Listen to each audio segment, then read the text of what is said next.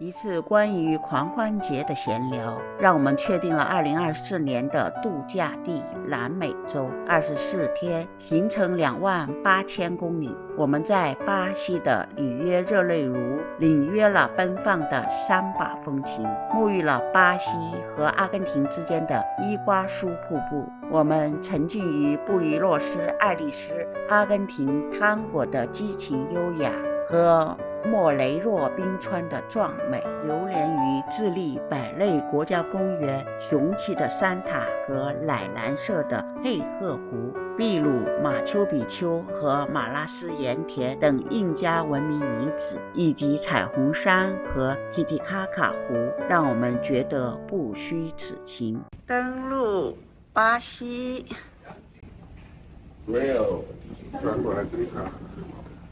来到了里约热内卢。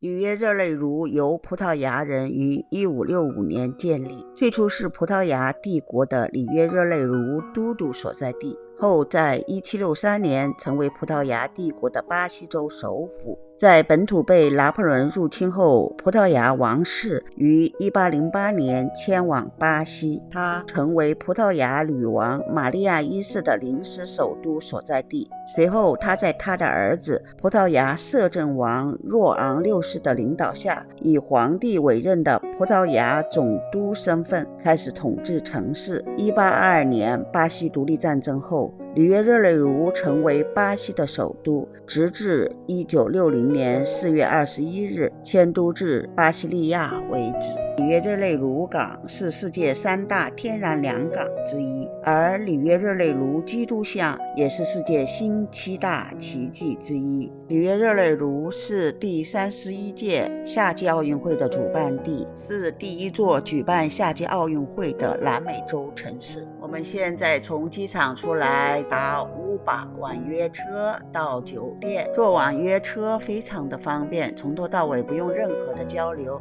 你输入地址就好了。对于我们这种不会当地语言的人来说，简直是神器。里约机场的左手边出来，专门有一块区域是为网约车停靠服务的。我们出机场啦。刚才在机场的自动取款机上面，我们没有兑当地货币，因为现在官方汇率1美元可以兑4.87的巴西币，可是在自动取款上它只能兑3.6，差的太多了。我们看能不能够找到一个银行。这边的房子应该是他们的穷人住的地方。据说在南美洲没盖完的房子是不用交税的，所以为了避税，他们就不把房子封顶盖完。不过里面的水电都齐全，以后家里人多了，想要加盖层楼也很方便。为了靠近景点和方便去这个狂欢节的现场，我们这次订的酒店呢，订到了它的老城区。老城区的流浪汉比较多，治安情况可能不太好，所以一般不敢拿相机出来拍摄，就是拿手机也要非常非常的小心。大家都说只有进到买门票的地方才是比较安全的。入住的这个酒店叫温莎酒店，我们将在这里住3晚。现在在这里check in，这边好像有一个吃饭的 lunch。这就是我们订的房间了，说是2个双人床，但是这个床看起来比较窄，看样子我们只能挤挤了。我们将在这里住3晚。酒店在半年前就预定了，而且不能退，说是狂欢节期间酒店特别紧张，像这种房子平常只要90美元一晚，我们订的是240美元一晚，所以狂欢节期间基本上涨了2.7倍的价。再次来到里约热内卢的机场来接我姐姐。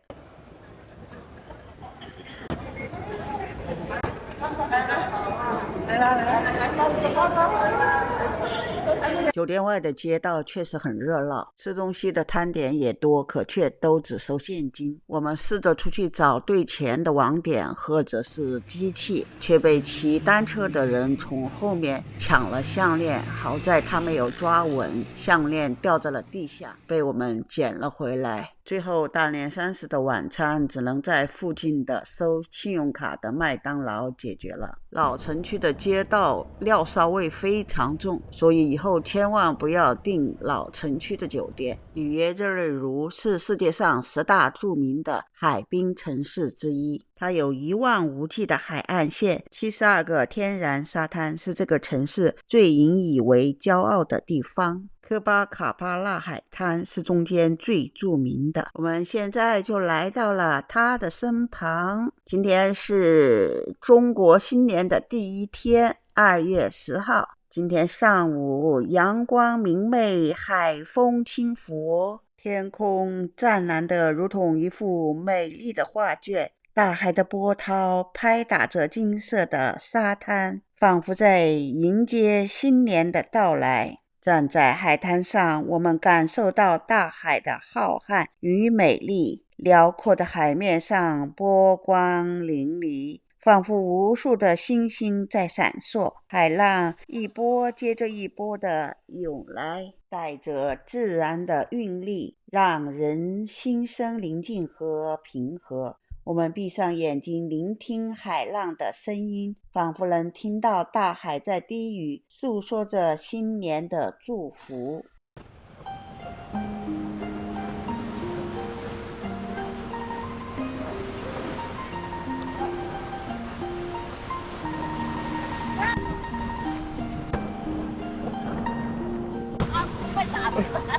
我觉得裤子快打湿了，我告诉你了，那个。没事啊，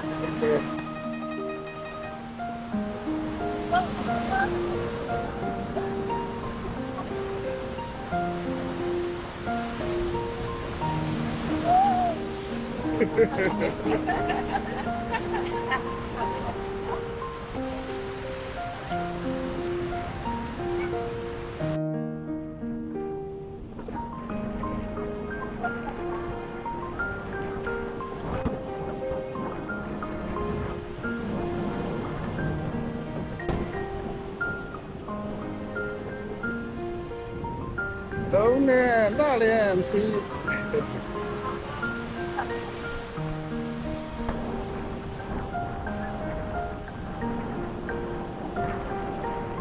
这沙子还可以，这沙子还细，这底下还细。你可以写个字啊，在这里写个大字吧。新年快乐！2024，一切顺利，龙年大发！24，耶！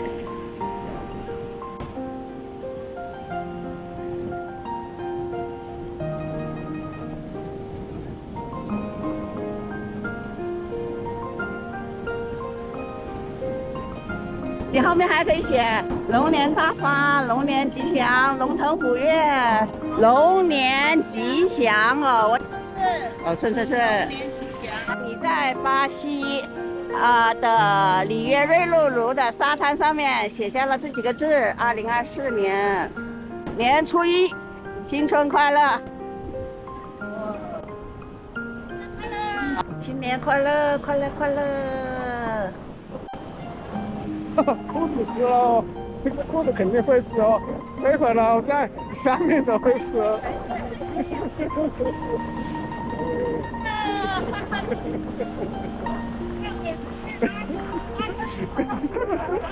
巴西。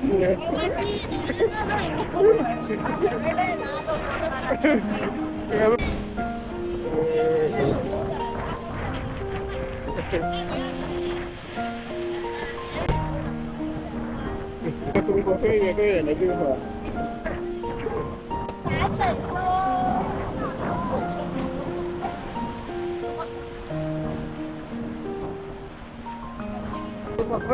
飞机。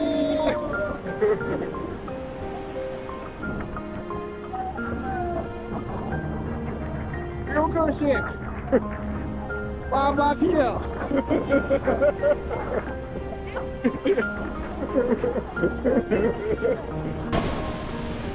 哦，来喽来喽，又要死不河喽！这个小的。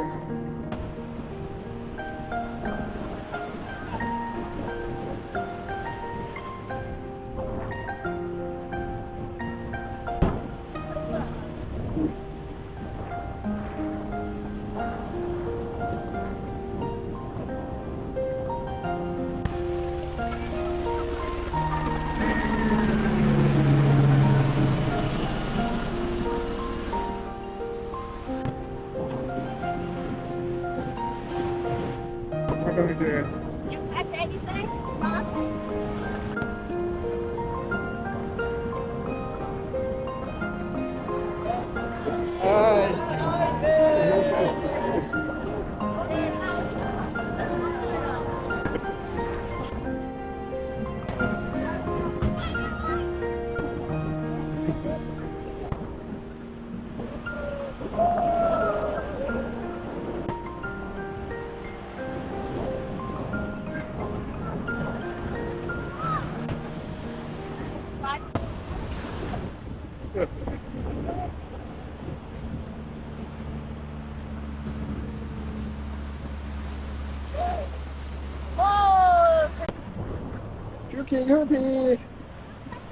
Cutie. It's okay. We're friends. We're friends. Okay. 哈哈，真是一个美丽的沙滩啊！这边还有一条小狗。这里还有个标志 G20， 开什么会的地方，打个卡。现在我们去游玩我们今天的第二个景点，也就是位于驼背山顶的旧式基督像。它是一座装饰艺术品风格的大型耶稣基督雕像，它是该市的标志，也是世界最闻名的纪念雕像之一。2007年入选世界新7大奇迹。我们现在到马路对面去搭网约车。在里约市用手机要时刻提防着被抢。又看见一个里约狂欢节的标志，过来跟他打个卡照个相。基督像站立在里约热内卢国家森林公园中的高710米的驼背山顶，落成于1931年，总高38米。基督像身高30米，站立在8米的基座上，基座同时也是一座能容纳150人的天主教教堂。基督像总重1145吨，张开的双臂，横向总长28米。基督像张开双臂，既象征十字架，也代表和平，低头俯视全城，庇佑里约。游客大多通过搭乘1884年开通的驼背山齿轨铁路上山，大约需要20分钟。搭轨道车29美元一个人，上山是不要门票的。你有时间可以走上去。我们现在就在排队上火车了。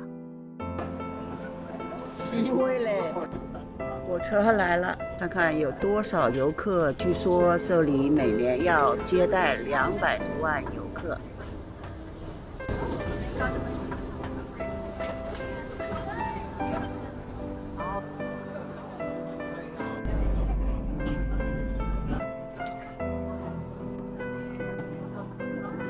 还要错车，快车。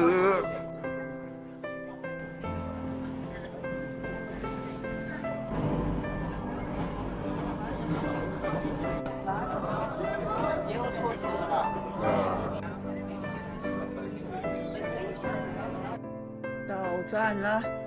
到达这个火车停靠点，还要爬222节台阶才能到达山顶。当然，这里也修了直达的电梯，主要是给老人、小孩和腿脚不便的人乘坐的。多啊！这么多人啊，下来了。这边上就是电梯，好像这个电梯也是很多人在排队。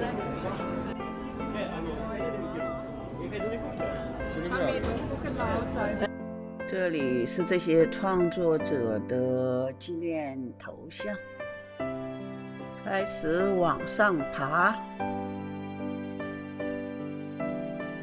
这是背。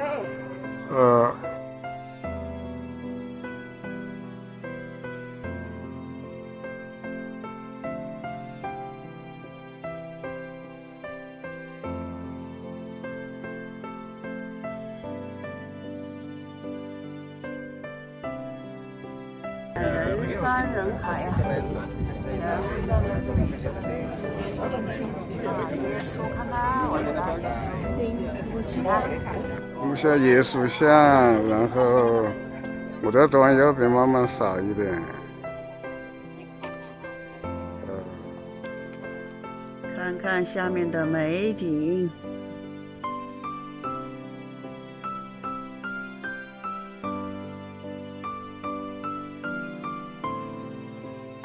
这个远处的大石头就是我们等一下今天要去的第3个景点——面包山。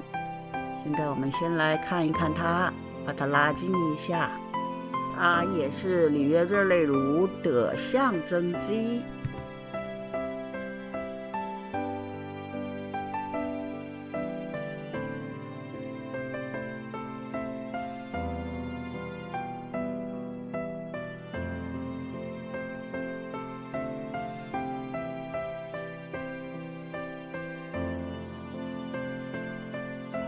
这是在耶稣像底下啊，看看我再放上去一下，上面还有直升飞机啊。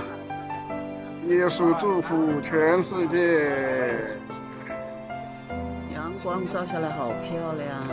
现在我们下山了，将到我们今天的第3个景点去游玩面包山。它位于瓜纳巴拉湾入口，此山因形似法式面包而得名。面包山山高396米，登上山顶可将里约市全景尽收眼底。以面包山为邻的有2座落低的山峰，狗面山和乌尔卡山，均为215米。1565年，里约市在这2座山之间创建。上山是不要门票的，但将搭乘2段缆车，缆车票是39美元一个人。我们现在在第1段缆车上面了，从缆车的窗口向外看，我们还可以看到第2段的缆车道。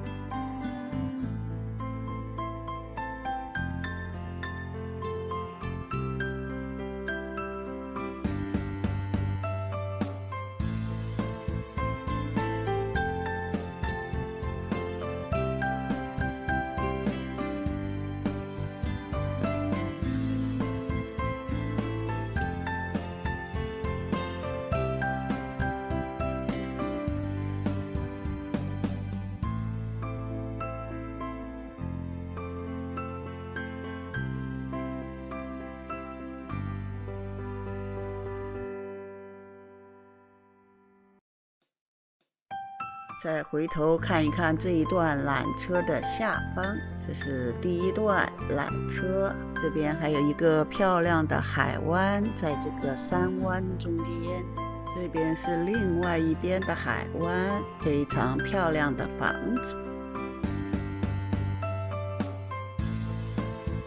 这里有个直升飞机场，可以搭乘直升飞机俯瞰里约热内卢。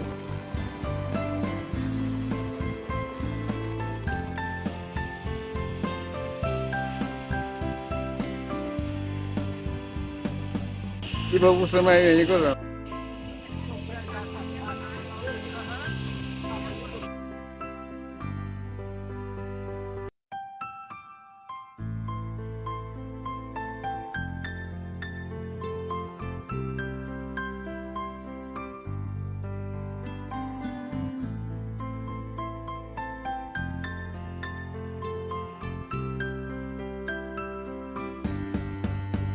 这是另外一个缆车站，刚才上了一个，现在又上一个。上那边那个缆车上去。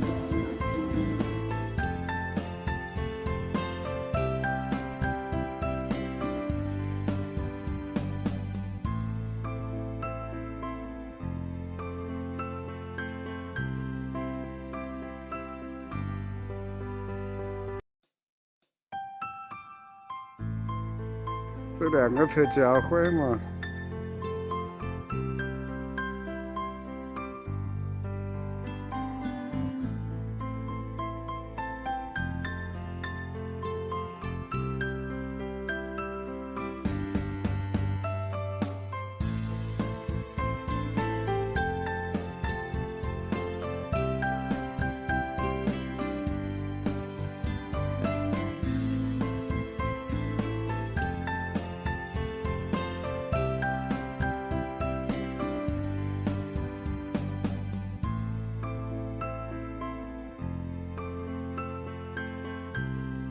我们现在上来了，在这个上面再来看看下面的美景。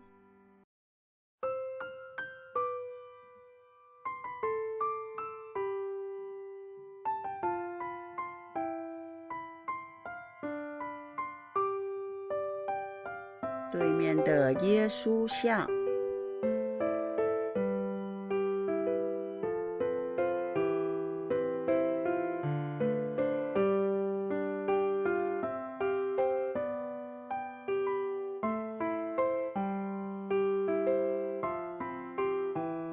我们现在坐上了这个下来的第一段缆车，现在夕阳照射，真的是阳光普照大地呀。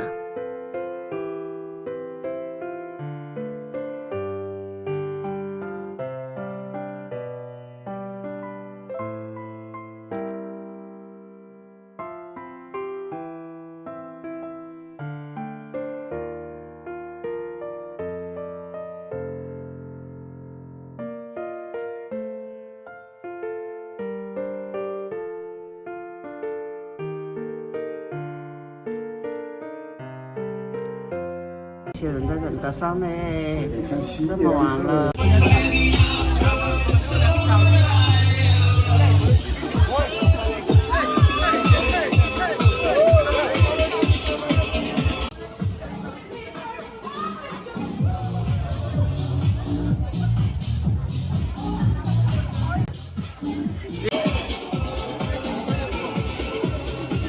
下山去吃饭。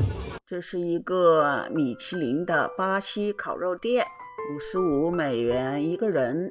有些自己拿的自助餐形式的食品，主要著名的是它的烤肉，还有对着海滩的美景。